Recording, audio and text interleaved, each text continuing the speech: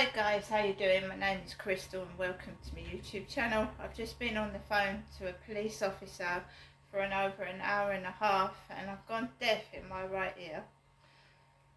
I really have, and my face here feels like all sore because I've got facial trauma, and the police could not come out because they didn't have the resources to send a police car around to my address. So I've had to take an hour and a half conversation and I feel like I've been electrocuted in my face. Whilst I was on the phone to the police officer, there was an almighty racket, a terrible racket from one of the neighbours. It was absolutely awful. I am so exhausted. I am so tired. And my shopping delivery is coming. It's coming this evening, my shopping. Alexa, what's the time, please? It's 5:30 p.m. It's only 5:30 p.m. I walked Max this afternoon. I walked him early thinking that the police were going to turn up here at 4 o'clock. The guy upstairs turned up about 3:30. The guy upstairs turned up at 3:30. Yeah, I've got a Puma top. I've got a Puma top and I'm wearing a Puma top on one of my Facebook photographs, which I shared the other day. Puma. Except he's a lot bigger than me and I've got thinner and I've got boobs and he hasn't. So good evening everybody. I hope everyone is having a great day so far and I hope they have a great evening. But I'm not angry, I'm just sore and I'm spaced out. Hour and a half on the mobile phone. So what happened was, right, I didn't think the police were going to turn up because last time they didn't. Last time I booked an appointment, there was no police here. And I had a phone call asking to rebook the appointment and I rebooked it for actually tomorrow. I booked it for Friday and then I rang the police up. I experienced some trouble online and I rang the police up whilst I was, when I came back I was terrified about something. I rang the police and the girl on the phone asked me to book a time and I chose 4 o'clock today.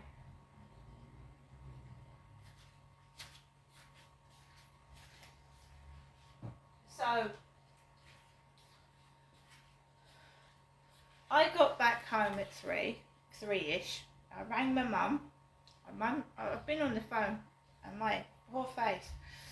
So I spoke to my mum about 3 o'clock on the mobile. We were having a chat. Then somebody else rang me and then this police officer rang whilst I was talking to my mother. I was just general chit chat to my mum and I was chatting to my mum, general chit chat, and she said to me, I think I better go in a home. I said, why do you want to go in a home? She said, I think I'd be better off in a home. I said, no you wouldn't. She said she had a bad tummy and she was thinking of going in a home.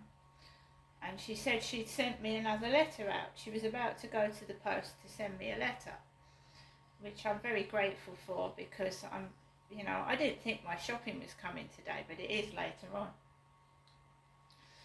on.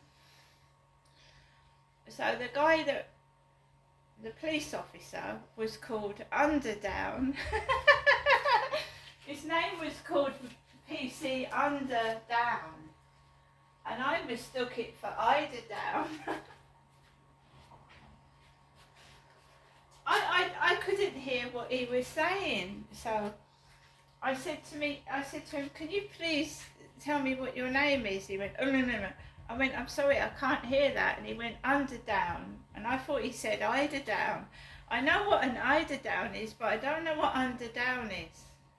Alexa, what is the word underdown? Underdog is usually defined as a person who is expected to lose in a contest or conflict. For more, ask me to give you more definitions for underdog. No, he didn't say he was an underdog. He said he was underdown. Alexa, underdown.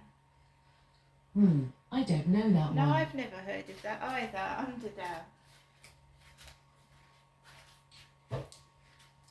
I've heard of PC thundercloud, but not underdown.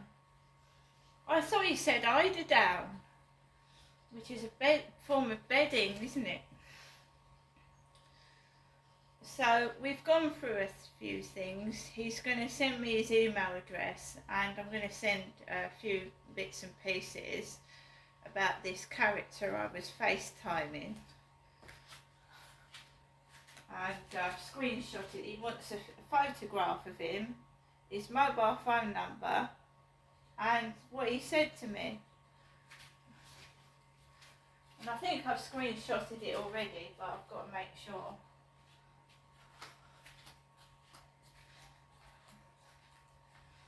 So I've already screenshotted a load of it anyway. It's got noisy outside. It got very noisy inside while I was talking to this man for over an hour and a half.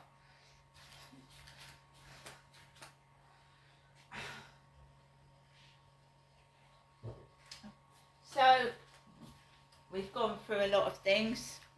I've even said things that I wouldn't have said to anybody. Because I just wanted to get it all out, to be fair.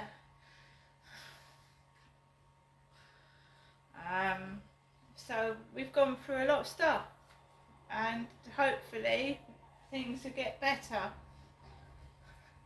The only concerning part was he said to me, if someone comes at you with a dog, ring 999 if you get scratched or bitten. Ring 999 if I get scratched or bitten, or 101 if the dog is out of control.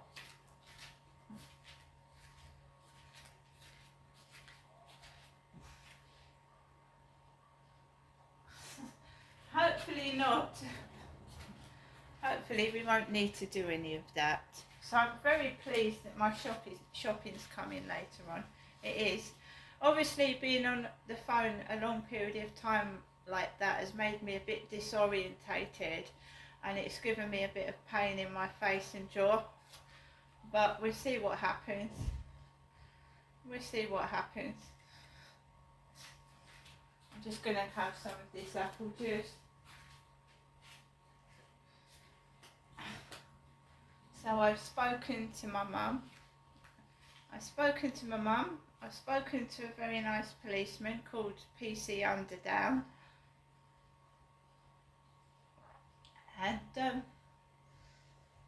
Max is flat out down there. We went out this afternoon. I told you about the walk, didn't I? So yeah, he comes in upstairs with his glasses on his head like myself, in his Puma clothing.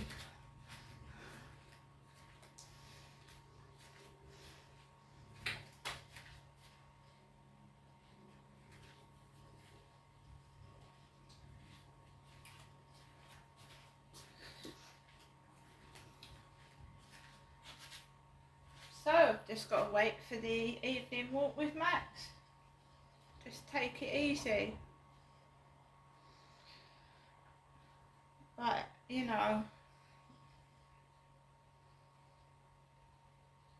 they haven't got the resources for a police car.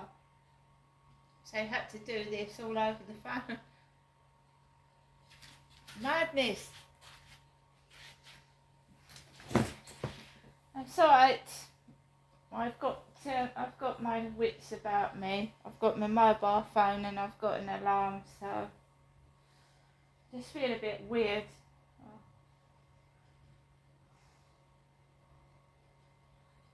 I was just stood by the window. Taking this call with the police officer, and you could see people in the opposite flats coming in and out. And one of them came out and pulled the blinds down. One of them came out and then went back in. So did another one. And I wasn't on the balcony. I was behind the window. I wasn't on the balcony speaking with the phone. I was behind the door. And you really can't see anything because I've got like grills there. You know, my balcony has got a pattern on it. You can't see through it. You can't. So they couldn't see me. But I could see them coming in and out, back and forth.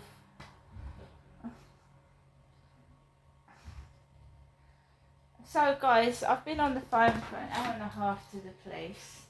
I'm absolutely mentally exhausted. I feel like I'm gonna faint. My jaw fucking hurts. And let's see what's on the radio. Alexa, LBC radio. LBC London from Global Player. The country today at a higher proportion of the highest marks than last year. Meantime, for universities, the UK's lower ranked places are battling to fill spaces after a decline in overseas applicants led to increased competition to secure domestic students. The race to secure students paying the maximum annual domestic fee of £9,250 emerged as this year's A-level, BTEC and T-level results were published. Vivian Stern is Chief Executive of Universities UK. Thank you very much indeed for coming on, Vivian. Talk us through some of this race to fill places. Do you see that happening and how is it showing itself?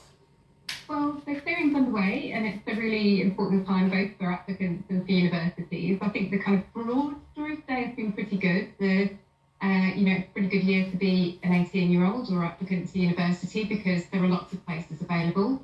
But actually also from the university point of view, although there were lots of worries about, there might be a drop-off in domestic demand. I don't think that's happened. I think we've seen the second highest number of 18-year-old applicants on record. And actually some of the things that I was looking out for, we're always worried about the proportion of applications from students from lower income backgrounds. That seems to be up. And also, there were some subjects that I thought we might see a decline in, while we've seen an increase. So, for example, nursing is a real surprise, but a good one. So, it's been a kind of good day, I think, so far. Although there's been a 1.4% fall compared with last year in the number of applications, but you say it's the second highest on record for domestic applications. What about overseas applications, which are clearly pretty crucial for universities? Yeah, so and it's the second highest for 18-year-olds. Yeah. We do still see. I haven't actually seen the numbers for mature students. For the last few years, we've seen a kind of decrease in people who are a bit older coming back into university, and that I think probably has continued. International students, UCAS only shows you a tiny part of the picture because they deal with undergraduate admissions, and the majority of our international students are postgraduates. So I think it'll be sort of September, October when we get a really good handle on what's going on there. But we do expect there to be a really big decrease. And actually, you know what? I mean, if you'd asked me 2 years ago or even last year what kind of admissions round we'd have this year, I would have said that the fact that we've got more 18-year-olds in the population would mean it's a really competitive time to get a place. And actually, that hasn't worked out to be the case. And part of that is because universities have expanded the number of undergraduate positions that they're opening up. Although, unfortunately for the universities, they've not been able to expand the fees that domestic students pay, certainly nowhere near to match those of foreign students. Given some of the financial difficulties that there are at UK universities at the moment, do you see it as inevitable that those fees are going to have to go up? Well, I think that we can stop them going down. And so what I've been arguing to governments is that you should make sure that they rise in line with inflation. So that's not rising in real terms, that's just stopping them going down year on year on year, as they have been doing for the last decade. And to give you a kind of comparison, if your wages or my wages had been frozen for a decade, we'd know all about it. So, when inflation's high, it becomes a real problem in keeping pace with it if the income isn't going up. So that's what we're arguing for, that, you should stop it going down year after year. Actually, I think that should happen with maintenance funding too. Yeah. I had Philip Auger on the show the other day talking about the profligacy that some universities showed when the fees tripled some years back. Do you accept that some universities stretch themselves too far, pay too much, and now when there are a drop in the number of applicants and fewer overseas students, they'll have to cut their cloth accordingly? It's not, I mean, I would dispute profligacy. I mean, every penny that universities get for teaching and research goes on teaching, research, and, you know, being the kind of organisations that transfer knowledge into communities. They're sort of, you know, it's not like they're making a profit and distributing that in the case of any of the institutions They in our pay membership. extraordinary sums. Some pay absolutely gargantuan amounts to their university chancellors. Hundreds of thousands. The leaders of the universities. They're big, very complicated organisations. And I think what Philip Auger was saying, the thing that I can see is universities went through a period where they grew very rapidly. And, you know, there was a lot of building that went on. There was a lot of kind of making new facilities available. And we're now in a very different world. Very large proportion of the universities in our membership have been cutting costs recently. And in a sense, that's what you have to do. If you're a kind of responsible leader of a university, you've got to make sure you balance your budget at the end of the year. I mean, the point that we're making to government, though, is that, yeah, there's a certain amount that has to be on the shoulders of the leaders of universities. But at a certain point, those cuts start eating into things that are important to all of us. And that's, I think, where we need government to pay some attention. Thank you very much indeed for coming on. Very busy time for you. Vivienne Stern, Chief Executive of Universities UK. On this quick word with Margaret in Durham, who's got into the priority lane. Hi, Margaret. Oh, thank you. Hi, Tom. Lovely to hear your voice. I am delighted with the news about the exam results. God knows we need some brightness in our lives, don't we? And these extremely good results are wonderful. I want to stop for a minute and acknowledge the good teaching that's gone on. And I want to bang the drum for state schools, which I do regularly in the local press. We forget about all the wonderful people, the doctors, the people in medicine and the military and technology who've come through the state school system. We are bombarded with so-and-so, Eton, Harrow, da-di-da-di-da. They go to schools with a bit of privileges intertwined with the curriculum. It's not an absolute stone wall you're going to get an A, is it? People still have to work hard for it. They're given a leg up, I would agree with you. They're given a leg up, that's what they're paying for. But it's not an unbroken boulevard of green lights, Margaret. No, but I do think that state schools don't get the praise they deserve. Well, I'm delighted to get you on to say it, Margaret. I really do. I think you speak for a lot of families of 18-year-olds right now who've had their good A-level results. Sure. Can I give you one quick quote from Churchill about education? Always. Right. He said, education seriously inhibited my travels. He quoted, of course he had money, that he learned more in his travels than he ever did at school. And you've got to think about it. You can be educated outside the classroom if you've got the money. Right. Okay. Margaret, thank you very much indeed for coming on. Lovely to speak to you as always. Thank you. Okay.